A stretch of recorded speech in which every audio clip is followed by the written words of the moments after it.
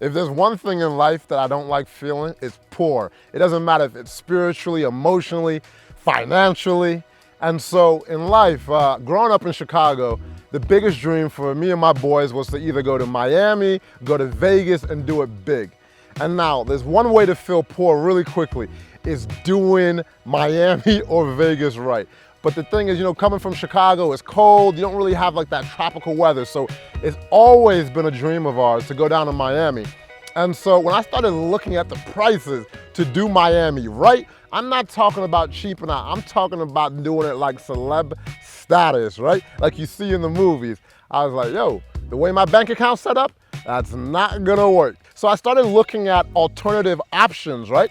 And so what I've done in this video is I've done basically a price comparison between doing 2 weeks right in Bali, Indonesia versus Miami. And I'm gonna be breaking it down from everything from food, accommodation, activities, how much does it cost to fly from Chicago to Bali, and basically all of that combined. And not only that, breaking down different budgets, right? So are you making like 40,000 a year? Are you more in like the 80,000 a year? Or are you making maybe $250,000 and up a year and you can afford some different options? So I'm breaking that all down in this video. Come ride with your boy. I'm about to take you through Bali in a way that you've never seen before. Let's get it.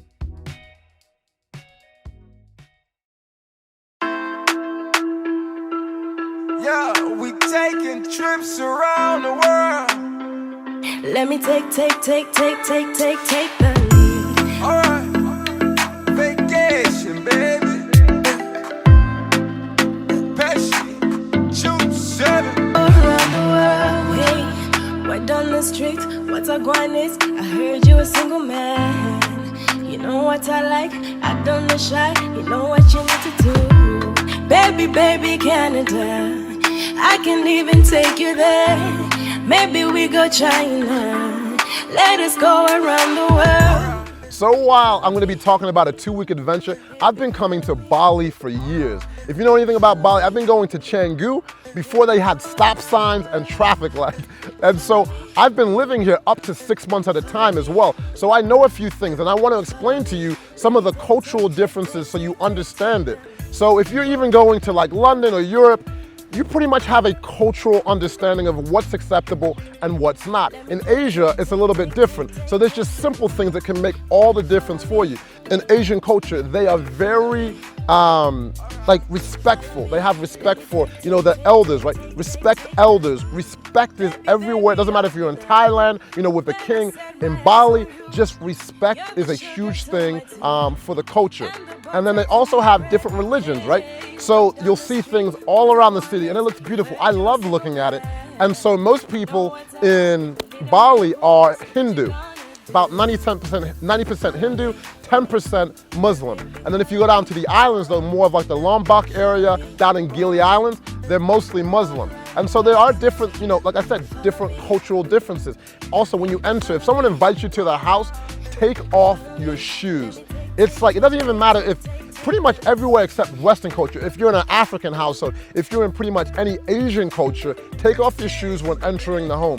So one of the things people like to do, no matter where they're at around the world, is have fun. And now there's certain things that are not accepted in certain cultures. So like in Muslim culture, alcohol is like really forbidden. In other cultures, like smoking weed is legal, and in other countries that it's not. And so in Asia, pretty much no drugs are allowed. Alcohol is fine, but so now if you get caught smoking weed or even doing some X in, you know, the United States or European nations, you're not gonna go to prison. It's not accepted in culture, but you're not gonna like destroy your life. Now, one thing that could completely ruin your trip and potentially your life is getting caught, you know, smoking weed or doing any type of drugs in Bali, right? And that can go for any Asian country. It doesn't matter if it's Thailand, Singapore. So just keep that in mind. Drink up, have shisha, do whatever, you know, that is legal. So just kind of be aware of that and have fun.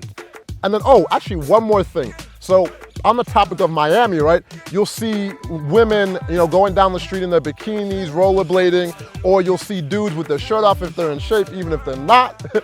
That is not acceptable in Bali. Like if you're on the beach, that's cool, but don't just be rolling around town with, you know, shirtless. Anyways, man, like I said, I'm not gonna make it a lecture. Come ride around with your boy. So So the whole crew was out here, passport heavy crew was deep. We went to the Uluwatu area, we went to Canggu, and then also Gili Island. And so I'm gonna break down everything for you in this video. And now, so I'm gonna talk about Uluwatu. I haven't spent that much time in my Bali career here, but this is where, if you're a surfer, you know all about Uluwatu already. It's a legendary place on the Bukit Peninsula, right? But now, if you're not a surfer like me, I don't wanna lose my life in the water. I'm not built for them waves. I'm not even gonna pretend like I am. But one thing that I do love is, oh my God, they have some of the best views in the city. And so I stayed in this one place on top of the cliff. It wasn't directly on the water, but I saw the pictures on Airbnb and I was like, oh my God, if it's actually that epic, I'm gonna be impressed. So not only do I have this huge villa, it comes with a staff of 3, and the staff is awesome. They speak English, super friendly. I should try and learn some more Balinese words so I can be a better guest in the country. But they speak English, breakfast is included, and I mean, they have like this pool. It just overlooks like the entire city. I'm just like, where am I at? And like, how much? Like 300, I think it was like 376 bucks a night. And there are 4 huge bedrooms in there. So if you have like 4 couples, that's like 50 bucks a person. Or if you have just like 4 girls and you're taking a girls trip, like 100 bucks a night, or a guy's trip, 100 bucks a night for this place with breakfast included. And the staff of 3 stay like 9 to 5 with you. So if you need anything, you know, they take care of you. And now, how do you get around the area of Uluwatu? You can run a motorbike anywhere from like 50 to 70,000 for like a little scooter. And so here's one thing, word to the wise, make sure that you wear a helmet. I don't want to sound like a mom or a dad, but I've seen so many people like ruin their trip by ending up in a hospital, or even worse, lose their lives. And it's most of the time, it's avoidable if you actually just kind of chill out a bit, enjoy your vacation. For us, we had a private driver. A driver for the whole day is like 45 bucks, about 600,000 rupiah. And so when we arrived at the airport, just straight to Uluwatu, it was about 250,000 rupiah, which is about, I think about $18 or so. And so the guy had the name ready for me. I was like looking around, I was like, yo, where's the guy, where's the guy? And then like he was right there, took us straight to the villa. And now before I would take Uber, I'll tell you this, I love Uber, but here in Bali, they don't play that. A lot of areas, they're like, you messing with our money. Uber is not allowed. And so you can only get picked up in certain areas, but they allow you to drop off. And so that's what you can expect for driver. But we had the driver like pretty much every day. It was like 45 bucks a day. I mean, who's complaining? And so, I mean, if you're more on a budget, you're not gonna really do that. You'll be on the scooter. But when you have like that relationship with the driver, they take care of you. I mean, you feel like a superstar. And back home, you'd be like, card declined. It's not happening. And then for food, we went to this one oceanfront spot. I forgot the name of it. Beautiful place. For everyone's meal, it ended up being like 50 bucks for the 3 of us. And then, oh yeah, you'll probably have some dudes that'll come up to you playing some music, and they'll want some money. So if you don't want them to play for you, be like, oh, no, I'm okay. No, I'm okay. Oh, because they will start playing, then they'll be like, hey, can we get some money? And for me, I was like, yo, we in Bali, man, play some music. Let them vibe, let's vibe, bro, let's vibe. And I gave him like 100,000, which is like, I think 7 bucks or so. If you're not fancy like that and you don't want to spend, $60 for, in Miami, that meal oceanfront would have been probably like 200 bucks plus. But now, maybe you just want a quick bite to eat. They got this spot called Pit Stop, and we went to Pit Stop, and they have them all over the city. Pit Stop is in Uluwatu, Seminyak, and Seminyak is 24 hours a day, and Canggu is open to like midnight. And it's basically McDonald's price. I don't even remember what the exact price was, but basically McDonald's type pricing. One of my favorite things to do in a city or a country when I go is spending some time learning about the history.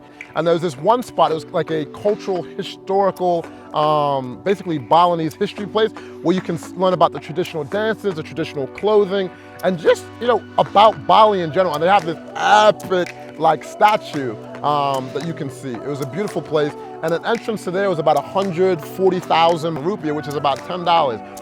It's not the cheapest thing in the world, but once you see the performances and basically everything that goes into making this place, you're like, okay, it's well worth the price of admission. So some of the best things they say in life are free and you can't pay for them. But the only thing that you need in Bali is to pay for the surfboard. So about $14 or so. And then you can ride the waves for as long as you want. And it's one of the best things that you can do. And obviously one of the best exercises. And now my favorite thing is I went to this place in Ulu. The driver took us there. And so I have this friend called Sarah.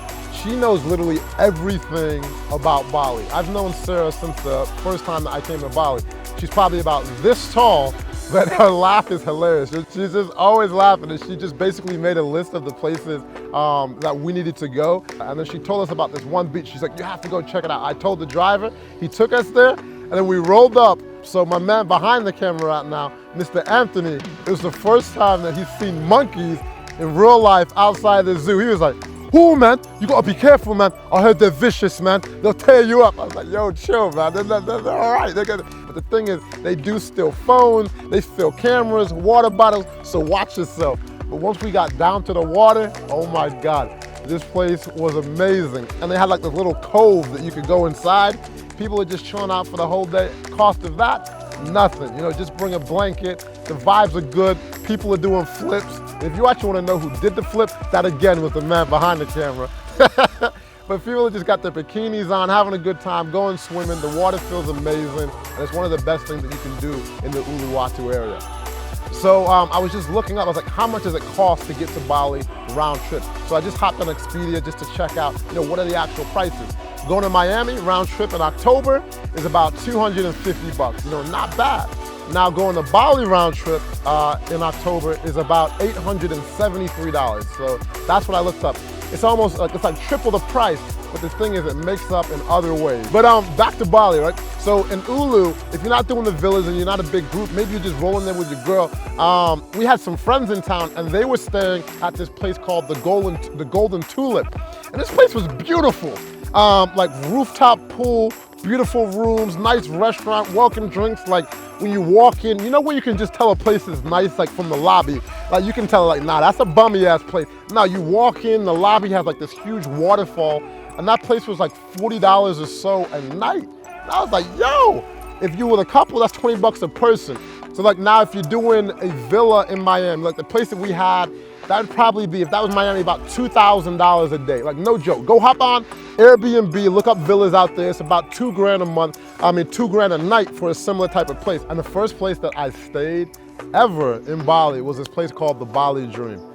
This place was incredible. I paid like $40 a night for the regular room because it was just myself. I was like, I don't need a big villa, right? But here's another thing though.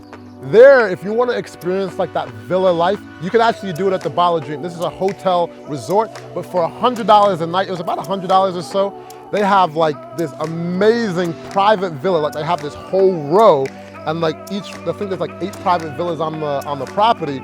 You have like your private kitchen, you have your private pool, you have this amazing bathroom. But my favorite thing about the Bali Dream is not even the villas, it's the massages. When you roll up to the Bali Dream, for me, half of a massage is like the environment. These rooms here, they've got like the nice bed. If you're doing like couples massage, they have like this bathtub, they have nice showers. Yo, this is life. And like a whole hour massage, like I'm probably getting it wrong, but it's like 25 bucks, maybe 20 bucks. My favorite place in Bali is Canggu by far. Now, they don't have the best beaches, they don't have the best views. You'd be like, Jabril, why do you go there? For the community and the vibes. This is where I live, and it's probably the best place for expats. They have a community there. And then also you have like the local culture, you know, so local people are there. And it's like a nice mix between the two. Cost of living is good there. Like I said, I've been coming here since there wasn't stop signs and traffic lights. And so let's talk about accommodations. My favorite villa that I've ever stayed in my entire life was here in Canggu. So we rolled up, the Airbnb pictures, they looked amazing, but when I rolled up, let me tell you, the pictures did not do this place justice. Like you have 24-hour security, you have like housekeepers, you have chefs, you can order food pretty much like any time of day, like they're there from like 9 o'clock in the morning till like 6 o'clock at night. Breakfast is included. If you want massages at the house, like anything that you want. And now the design of the house is something out of like a movie set. I felt like I was on a movie set. I could go on and on about this place. And now here's the kicker. It was only $288 a night. Now I'm not saying $288 a night is cheap, but yo, 3 couples, that's $100 a night. Here you have a whole villa with a whole staff included, and it's like 5-star service. And now let's talk about food. There are so many different restaurants options available. They have a place called Crates where you can roll up, really cool, like $7 you can get breakfast, or if you're going there for lunch, a real cool spot. But now, I wanna talk about if you've grown. I feel underdressed when I went to the lawn dressed like this. Here's like you're grown up, it's sexy. It's like, hey, I dress nice, the vibe is nice, it's a family atmosphere. Hey, and I was like, this is so nice. Let me buy a bottle of Moe. And it was like 1.2 million rupiah, which was about 90 bucks. Sometimes I like to I was like, hey, it's just one of those vibes. It's just sexy and it's grown. Now, if you want to step it up a bit, about 20 minutes away in a place called Seminyak is literally best beach club that I've probably been to in my life. And this place is called Potato Head. It's not to be missed. Yes, it's as touristy as it gets, but the view when you walk up, like the scenery, the decor, everything about this place is amazing. When you leave there, you're like, yo, when are we going back? And now the prices, you can get like a pitcher of a cocktail. I think it's like 50 bucks or so. The food's affordable, like 10 bucks a plate. If you want to pop a bottle of Moe, I think there it was like 1.4 million rupiah, so about a little over 100 bucks. And it's like, yo, like the sunsets, it's criminal. If you go there and don't experience sunset, you're doing something wrong. You have like the day beds, the pools, and then the beach right out in front. We met some friends, and then Fua was just running around like, he's got like the 8-pack, and then he met some girls. They're like, ooh, how you doing, Fufu? Mr. Abnormal Fitness, hey, hey. And then they're like, I was like, yo, you might as well just run along the beach, get some good footage, and then you just see him running along the beach. Yo, it's always a party when Fufu's around. And so getting around town in Canggu, me and my brother, we like the dirt bikes, we like the Ninjas, we like the custom motorbikes, and those go for, if you're doing it daily, it's about 200,000 rupiah. But now if you want it, most people get around on like the little scooters, right? They get a little surf rack. Those go for about 50,000 rupiah a day. And if you do it a month, it works out to like even 20,000 rupiah a day. Like really, really good price. I'm gonna transition into the place with the best water in like pretty much Indonesia, and that's in the Gili Islands, the Lombok area.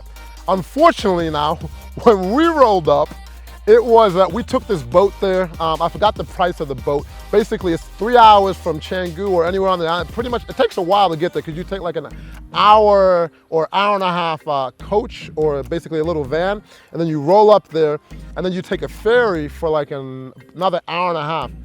And every time I've been there before, the weather has been perfect. This time, it was raining cats and dogs. Check the weather before you go, because if you're like us, it rained like the majority of the time that we're there. Every other time, the weather's been perfect. And everything on the island is based around the water. Going yachting, scuba diving, snorkeling, everything is water-based. It looks so depressing. I felt so bad for everyone because some people, it was like their first time. I was like, no, this is not what it's like. The good thing is we had this dope villa. And the colors of this villa was like out of a movie, and it had 4 bedrooms. It wasn't 4 real bedrooms, it was like 2 real bedrooms upstairs, and then downstairs they had, because it was like identical places, and they had 2, basically it was like a living room / bedroom studio downstairs. But I can't recommend, that place enough. The vibes were good, the staffs were good, and we rolled up at this place called The Exile. The vibes were good. It's just like island life. They got the drinks that are flowing, they got the food, and then the best part is like the swings in the water.